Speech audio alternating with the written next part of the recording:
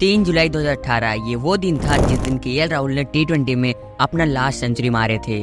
उसके बाद इन्हें कई मौके तो मिले, लेकिन वो सारी स्कोर 100 में काउंट नहीं कर पा रहे थे। राहुल ने 2023 के ओडीआई वर्ल्ड कप के बाद ना ही कोई इंडिया के लिए T20 मैचेस खेले और ना ही कोई ओडीआई मैचेस खेले।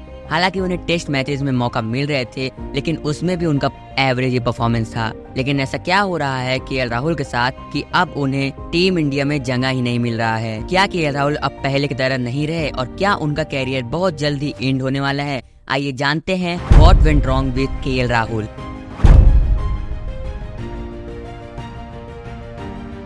राहुल के पास आईपीएल में सेकंड फास्टेस्ट 50 का भी रिकॉर्ड है, जो कि 14 बॉल्स पर उन्होंने अपनी हाफ सेंचुरी पूरा किए थे।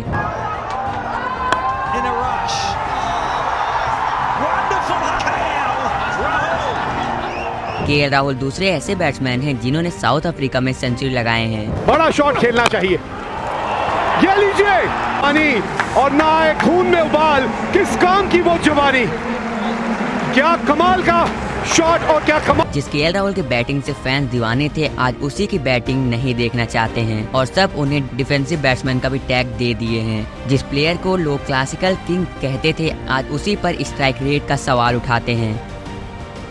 2016 के आईपीएल में आरसीबी ने एक बार फिर से भरोसा दिखाते हुए केएल राहुल को रिटेन कर लेते हैं। उस सीजन राहुल ने आरसीबी के लिए 12 मैचेस में 397 रन स्कोर किए और वो भी 44.11 के एवरेज से।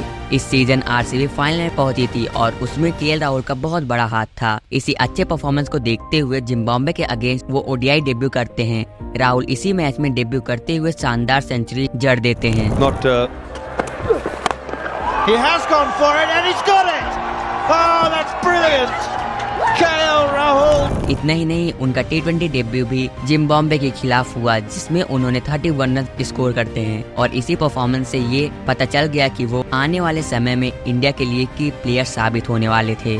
MS धोनी के अंडर में राहुल ने तीनों फॉर्मेट में अपना डेब्यू कर लिए। 2017 में राहुल को शोल्डर इंजरी हो जाता है, जिसकी वजह से वो कई महीने तक क्रिकेट से दूर रहते हैं और आईपीएल 2017 भी मिस कर देते हैं। फिर 2018 में राहुल को पंजाब किंग्स ऑक्शन में बाय कर लेती है, वो भी एज अ कैप्टन। और इस सीजन राहुल कमाल का परफॉर्मेंस करते हैं। 54 के एवरेज से राहुल ने 2018 के आईपीएल में 659 रन स्कोर करते हैं। अब केएल राहुल को लोग कोहली, रोहित और द्रविड़ से कंपेयर करने लगे। राहुल के इसी अच्छे परफॉर्मेंस को देखते हुए 2019 के वर्ल्ड कप स्क्वाड में उन्हें शामिल कर लिया जाता है, जो कि उनके लिए एक बहुत बड़ी अचीवमेंट थी। लेकिन अभी भी एक सवाल था कि क्या केएल राहुल प्लेइंग 11 में शामिल होंगे, क्योंकि टीम इंडिया में परमानेंट ओपनर रोहित और धवन शामिल थे और इसी वजह से उनका चांस बहुत कम लग रहा था। फिर वर्ल्ड कप के 14th मैच में इंडिया वर्सेस ऑस्ट्रेलिया के मैच में धवन बहुत अच्छी बैटिंग कर रहे थे, लेकिन फिर उन्हें थंब इंजरी हो जाता है और धवन उस वर्ल्ड कप से ही रोल्ड आउट हो जाते हैं। अब उनके रिप्लेसमेंट में केएल राहुल को पिक कर लिया जाता है और केएल राहुल ये मौका गंवाने वाले नहीं थे। राहुल ने बिल्कुल भी शिखर धवन की कमी खलने नहीं दे रहे थे और बहुत अच्छा परफॉर्मेंस कर रहे थे। उस वर्ल्ड कप में केएल राहुल ने 9 मैचेस में 361 रन स्कोर करते हैं विद एन एवरेज ऑफ 45.12। इसी वर्ल्ड कप के बाद राहुल इंडिया के लिए एक फिक्स्ड ओपनर बन गए, क्योंकि राहुल हर एक सिचुएशन में बैटिंग कर सकते थे। लेकिन बुरा दौर हर एक क्रिकेटर का आता है और अब राहुल का भी बुरा दौर स्टार्ट होने वाला था। जो केएल राहुल 2016 से 2019 तक कंसिस्टेंट बैटिंग कर रहे थे, वही केएल राहुल अब इनकंसिस्टेंट हो गए।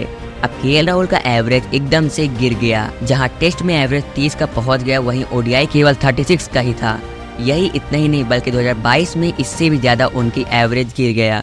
जहां टेस्ट का एवरेज 22.2 पर गिर गया था, ओडीआई एवरेज 28.35, T20 एवरेज 22.47 और आईपीएल एवरेज 23.7 का हो गया था।